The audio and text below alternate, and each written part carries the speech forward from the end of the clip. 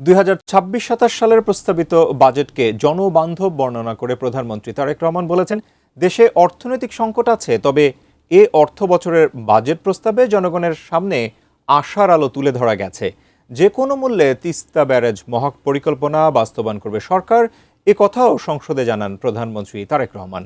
সোমবার জাতীয় সংসদে নতুন বাজেটের উপর সাধারণ আলোচনায় অংশ নিয়ে সংসদ নেতা এ কথা বলেন। আরও জানাচ্ছেন আমিনুল ইসলাম।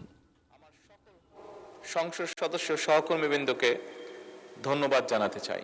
ত্রয়োদশ জাতীয় সংসদের বাজেট অধিবেশনে আলোচনায় অংশ নিয়ে প্রধানমন্ত্রী ও সংসদ নেতা তারেক রহমান বলেন, দেশে সংকট রয়েছে, তা অস্বীকারের সুযোগ নেই। স্বৈরাচারের সময়ে দেশের অর্থনীতিকে কুচি কুচি করে শেষ করা হয়েছে, তবে অর্থনীতিকে নতুন ভিত্তির উপর দাঁড় করানোর প্রত্যাশার কথা জানান তিনি। আমরা একটি ভঙ্গুর অর্থনীতি পেয়েছিলাম, তার ভিতরে দুর্নীতি, লুটপাট, অব্যবস্থাপনা এবং স্বার্থ সংশ্লিষ্ট বা ভুল নীতির কারণে দেশের অর্থনৈতিক খাত বলা যায় সম্পূর্ণভাবে ধ্বংসস্তূপ হয়ে গিয়েছিল, ধ্বংসপ্রাপ্ত হয়ে গিয়েছিল।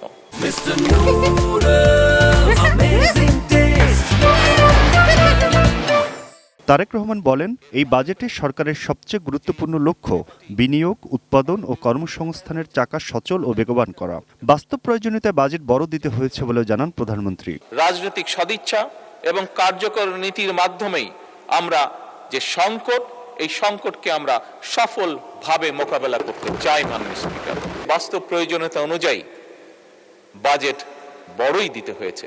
বাজেট বাংলাদেশের অর্থনীতিকে একটা নতুন ভিত্তির উপরে আমরা দাঁড় করাতে চাই। প্রধানমন্ত্রী বলেন, অতীতে অহেতুক দেশি বিদেশি ঋণ গ্রহণ এখন জাতির উপর বোঝা হয়ে দাঁড়িয়েছে। অর্থনীতিকে মুষ্টিমেয় কিছু সুবিধাভোগীর কবল থেকে বের করে সকল নাগরিকের জন্য অংশগ্রহণমূলক করতে চায় সরকার। বেশ কিছু প্রজেক্ট, যেটিকে বলা যায় ভ্যানিটি প্রজেক্ট, এই প্রজেক্টগুলো গ্রহণ করার মাধ্যমে অহেতুকভাবে দেশি বিদেশি ঋণ গ্রহণ করা হয়েছিল, যা এখন জাতির উপরে বোঝা হয়ে দাঁড়িয়েছে।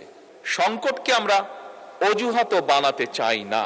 এই বাজেট জীবনবান্ধব মন্তব্য করে প্রধানমন্ত্রী বলেন, দেশের অতীত, বর্তমান, ভবিষ্যৎ নিয়ে অনেক আলোচনা হয়েছে, এখন সামনে চলতে হবে। পুঁজিবাজারের রুগ্নদশার প্রসঙ্গ আনেন তারেক রহমান। ভঙ্গুর অর্থনীতি থেকে উত্তরণের আশাও রাখেন প্রধানমন্ত্রী। দুঃখজনকভাবে একটি চিত্র বারবার দেখেছি আমরা, সেটি হচ্ছে যত না আমরা ভবিষ্যৎ নিয়ে আলোচনা করেছি, তার থেকে বেশি আমরা অতীত নিয়ে আলোচনা করেছি। এই বাজেটকে আমি একটি নামকরণ দিতে চাই, সেটি হচ্ছে জীবন বান্ধব budget. Aminul Islam, ATN news, Dhaka.